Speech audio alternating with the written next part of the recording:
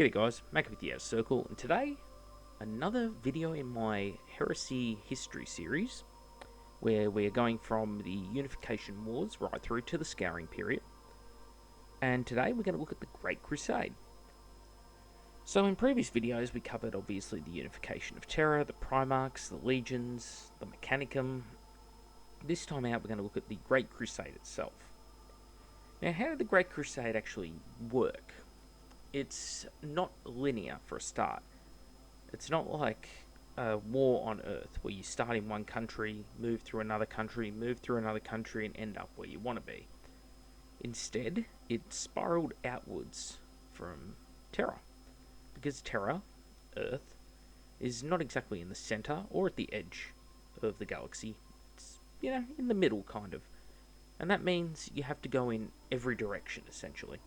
And space is three-dimensional. You're not just spreading outwards, but you're spreading up and down at the same time. And so that's how the assault happened. The expeditionary fleets started out small in number, and the legions were spread amongst them, at first without their Primarchs, but eventually with their Primarchs. The first sort of fleets that set out in the direction of Sithonia, the homeworld of Horus, it's believed, whilst other fleets spread out in other directions. The Emperor himself led the fleets as he saw fit, surrounded by his custodian guard, and the majority of the fleets were actually made up of the Imperial army, with small elements of more elite legions, like the Lucifer Blacks and of course the Solar Auxilia. And the legions spearheaded the hardest of the fighting. Now at first, claiming any world was quite difficult for the Imperium, because technology was on the rise within the Imperium, but overall was pretty much at that unification level. Basic levels of power armor, such as the Mark II pattern, that was it. Basic bolters, very few Legion vehicles. A lot of the equipment they had was essentially whatever was left over from the Age of Strife.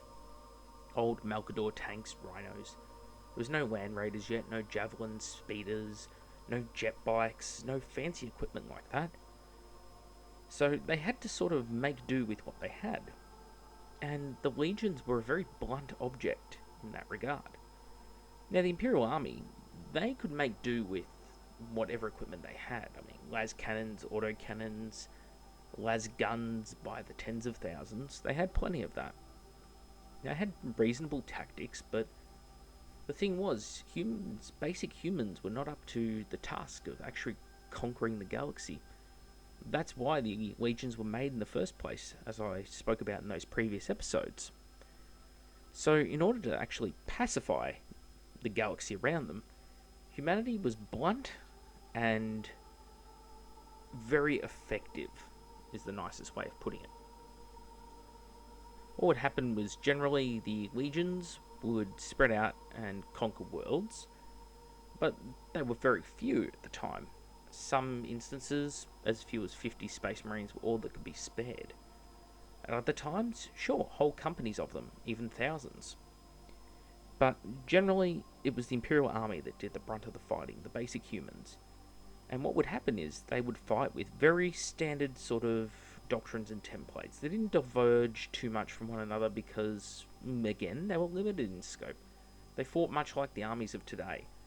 They would drop in, try and use their armor to break through the enemies, airstrikes where possible, all that sort of thing. But whenever they met a foe who was just putting up too much resistance, that's when they would put out the call for the Astartes. And very early on they learned to use the Astartes as a crutch to lean on. Now, when the legions would arrive, the Imperial Army would basically be seconded to them. The Legionnaires would take charge, because they basically knew the way to fight better. And if someone like the Emperor rocked up, well, it's very obvious that he would take charge. So what you had is a whole set of compliances where the Imperial Army would move into a world, and it would seem at first like, hey, this is going to be a cakewalk.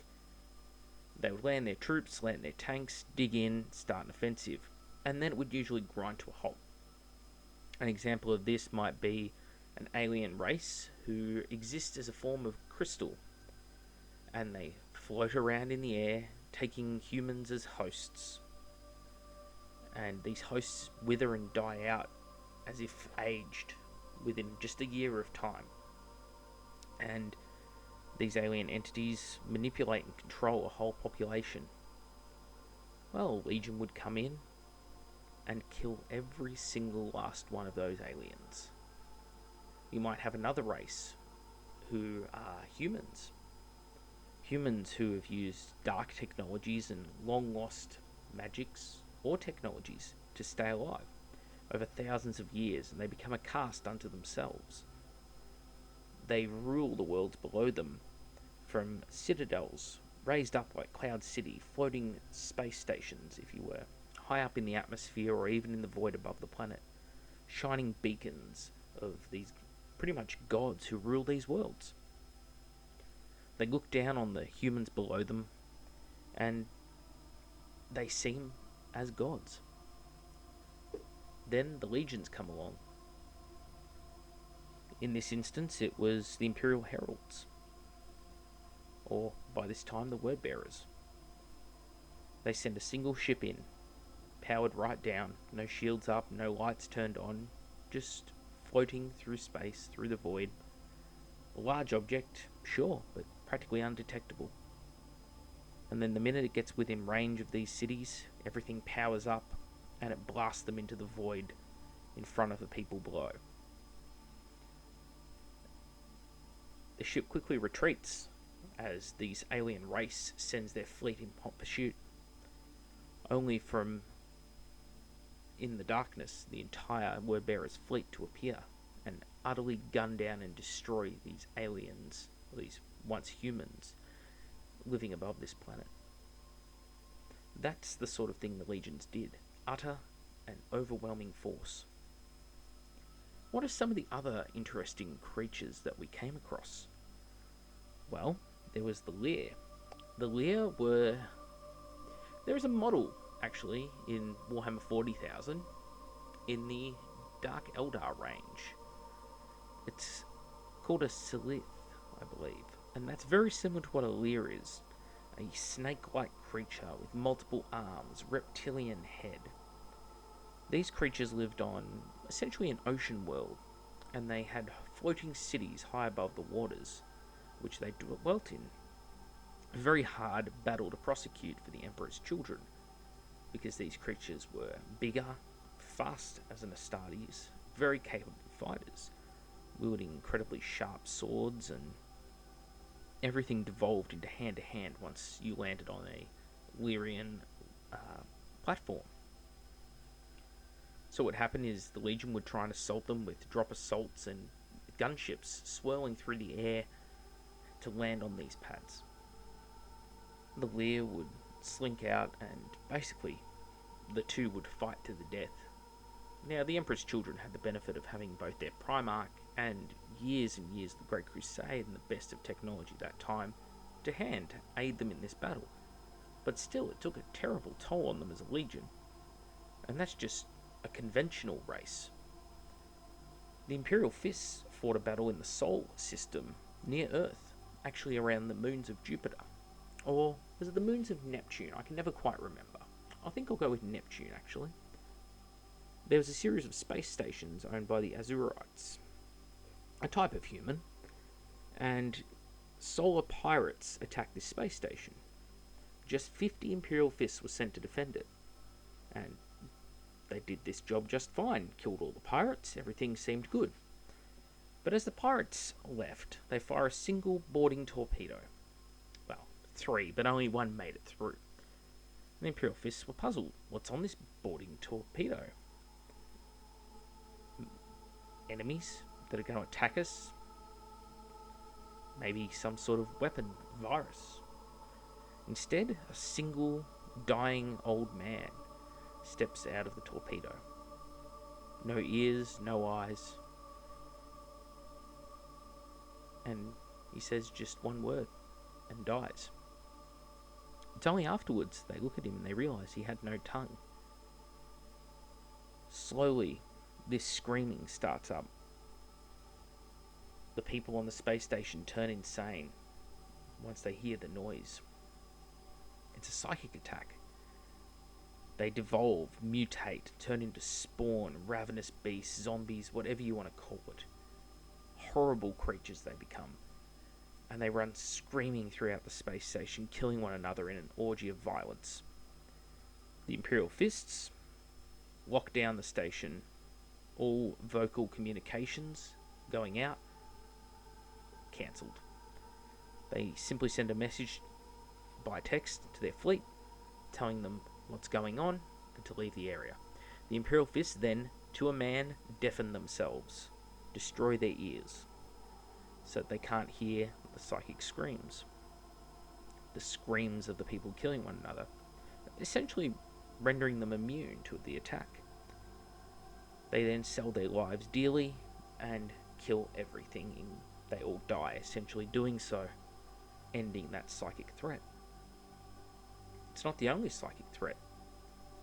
On Terra itself, there was a group of psychers left over under Nathan Dume's old ruins on the planet. This group of psychers enslaved people in an area, made them work for them, took over a whole city, essentially, in the cliffs of this region. I believe it might have been near the Balkans, and was rising up against Imperial rule. The Emperor, upon learning of this, says one thing: send in the 8th. And the young Night Lords Legion is sent in. Only about 800 Astartes. It's pretty much all they had at the time. They pummel the city from orbit with firepower, and then the Night Lords sneak in under the cover of darkness to the foothills below the city before jumping with their packs into the city and killing everyone and everything. Horrible creatures like what the Dark Eldar or the Skaven of fantasy would make. Abominations of crude bodies like a Frankenstein mix of bloated and diseased corpses stitched together and given life through foul magics of the war, come running out of the city to defend their masters. The Night Lords cut them down and eventually round up all the masters themselves, never killing them, incapacitating them, sure, damaging them, yes, torturing them, of course. It's the Night Lords. Even without curs there to direct them, they were still a savage legion. They round up all of these masters and in front of the city throw them into a chasm, alive, healed up just enough to be conscious. They throw them into the chasm and then blow up the city in such a way as to cause the whole city built into the cliffs to fall into the chasm, sealing both the people and these psychers beneath. And this is quite common throughout the Great Crusade. Bizarre alien races of all kinds. There would be human empires, of course, that would rise up against the Imperium. The Orcs, ever a threat. On the planet Murder, megarachnids, possibly some type of tyrannid organism, who knows. Giant insectoid creatures they were, with the ability to control the weather patterns on their world. The legions landed there and lost many troops before landing in overwhelming force and starting to wipe out these megarachnids, almost finishing the job before another group arrives, and it turns out to be a conglomeration of humans and aliens who live in a society of mutual cohabitation. Of course, that turns to crap very quickly, and the Imperium kills them too, because that's what the Imperium does. You see, the rulership of man is all at the Emperor's whim. He wants to run the galaxy one way, his way, and humanity is very xenophobic. Now, to a modern human living here and now, you might think of J.R. Tolkien's Lord of the Rings, something like that, a world like that, where humans and elves, for example, coexist alongside one another, and the forces of Sauron are the one true evil of the world, the orcs, the Balrogs, the dragons, giant spiders, those sort of things. But in the universe of 40k, humanity's just gone through 10,000 years of being subjugated by psychic races, by the Black Judges, by all sorts of different entities. Foul, warp-spawned horrors, demons, aliens of all kinds. Humanity has a sort of cultural fear, perhaps. Basically, they are so traumatized by these events that they give no quarter at this point. The aliens out there are so horrible, so terrifying, that it's not worth trying to reason with them. It's not worth trying to ally with them. Just wipe them all out and humanity will be safe, is the result of this collective trauma. Other races we bump into defy our logic to explain, like the Harad. The Harad are an insectoid race. When you stand near them, they warp time, speeding it up. You get too close to Harad, and Marines perish from old age. Their armor crackles away beneath them. Centuries, millennia, suddenly damaging and destroying them. Marines would fire salvos of bolt guns at the Harad, and the bolter rounds would fail mid-air, detonate, or just simply fizzle out, because they aged. The bolt shells aged tens of thousands of years inside these fields. Many wouldn't even impact the targets. The legionnaires fighting the Harad quickly learn to just fire as much as you can until the thing dies, and then once it dies, the threat's removed. But the Harad had this effect, and it was greater and greater and greater the more Harad were in the area. So if you had thousands of Harad, for example, coalesce and move through an area, everything for hundreds of meters around would age, wither and die in the span of seconds. Mountains, stoneworks, fortifications would crumble into dust just at their mere presence, and the Iron Warriors found that even they could not hold a fortress against the Harad just existing in the area. And that's not to mention the actual weapons of the Harad. When the Harad would fight the Imperium would try all sorts of conventional weapons, and they failed almost every time, because the actual projectiles fired aged with them. Psychic powers even had very little effect. Void shields would just cease to exist in the presence of the Harad, because they existed in 4 dimensions instead of our 3. Humanity at this time didn't know how to fight the warp. They weren't sure about the presence of demons, so any kind of psychers through the Imperium for a 6, something that plays with time, that's even worse, because nobody in the Imperium has true perception of time itself. So this is the sort of war that the Imperium fought throughout the Great Crusade. And of course it culminated in the Crusade at Ulanor. Now, Ulanor was the centre of an Orc empire, the greatest that had ever been. And the leader of this empire was, I suppose, akin to Mag, Uruk, Thraka in 40k. But the thing with Ghazghkull in 40k is, if you could compare a regular Orc to Ghazghkull, that's what Ghazghkull was to this gigantic Orc. An Orc capable of killing not just a Primarch, but the Emperor of mankind himself. Horus, he and the Sons of Horus, or at that time the Lunar Wolves, were one of the key legions tasked with the Ulanor Crusade. The Ultramarines and the White Scars were also very deep in there. These forces went into the systems, the Ultramarines and the White Scars, creating as much havoc as they could in the outlying systems in order to draw out the Orcs. And of course the Orcs, loving war, complied exactly with this, not realising it was a trap, because when much of their force had emptied into the outlying systems, the Lunar Wolves themselves attacked straight for the world of Ulanor.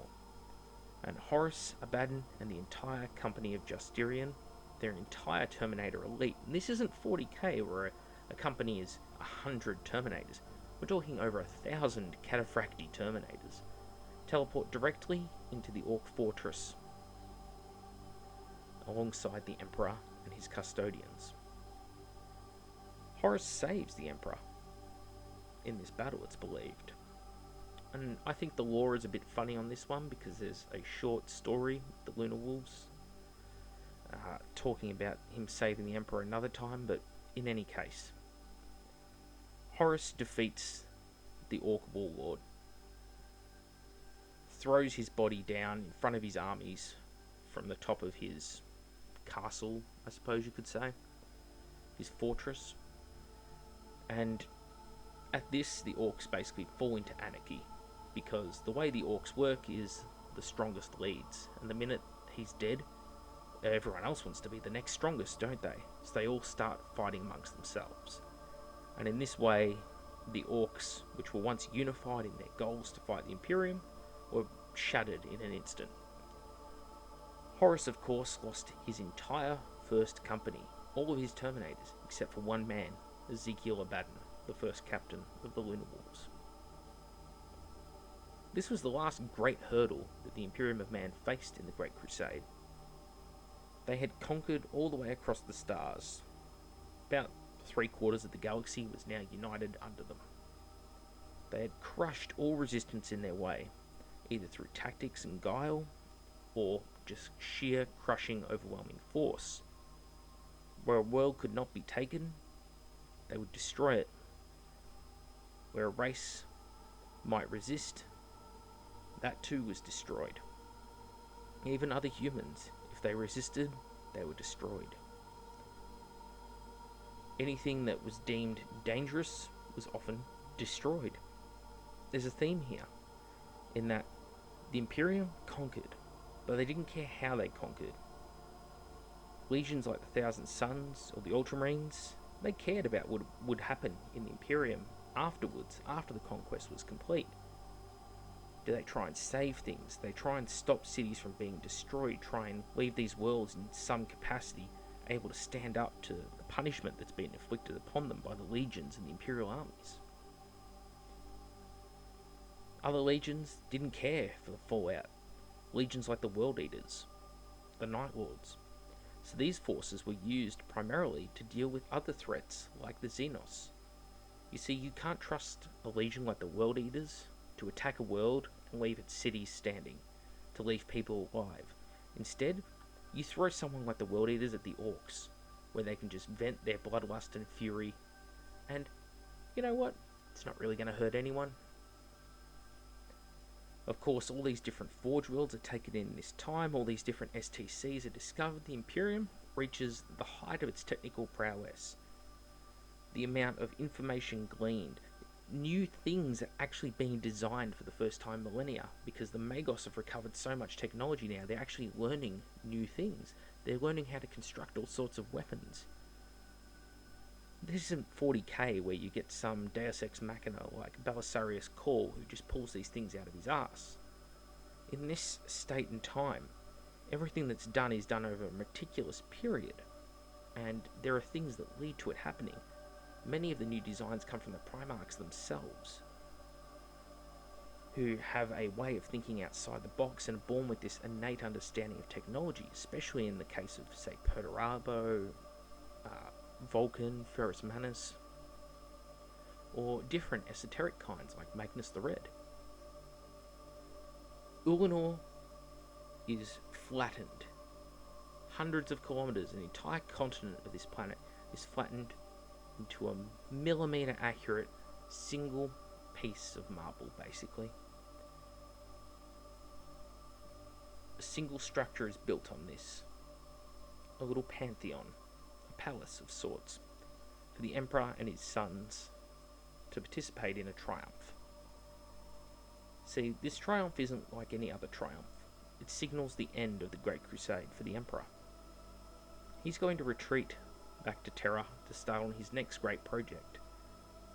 He's handing over the leadership of the Crusade to Horus Lupercal, the War Master, as he will now be known.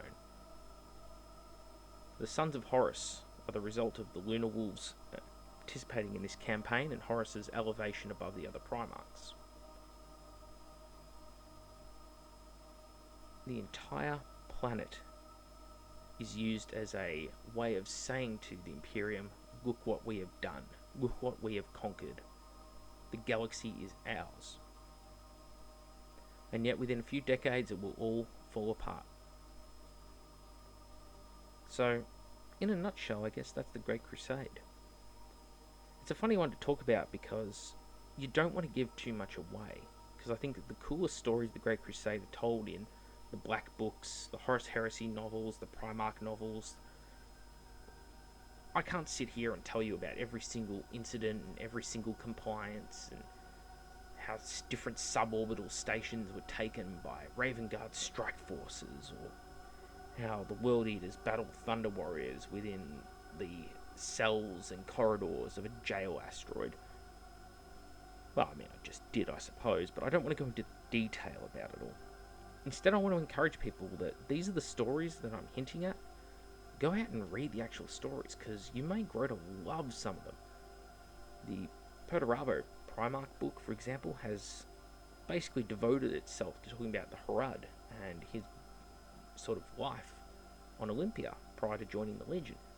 It is absolutely fascinating, and I was surprised it's such a high quality book. Other books, yeah, they're more boring. I think the Dark Angels books have very few fans. At least the first two are kind of terrible, if we're being honest, but the third one's alright. So, go out, check out these books, see what they have to say. Hopefully, this series has given you a little bit of a thirst for knowledge. You want to find out more. Maybe in time I'll even cover each legion individually, try and talk about their deeds, their various battles, their styles of warfare, their primarchs, but I don't really want to do that right now because, well, again, I want people to go out and explore it for themselves, to get passionate about it. Anyway, I'm Mac with the Outer Circle. Thank you all for watching this episode, and I'll see you all next time.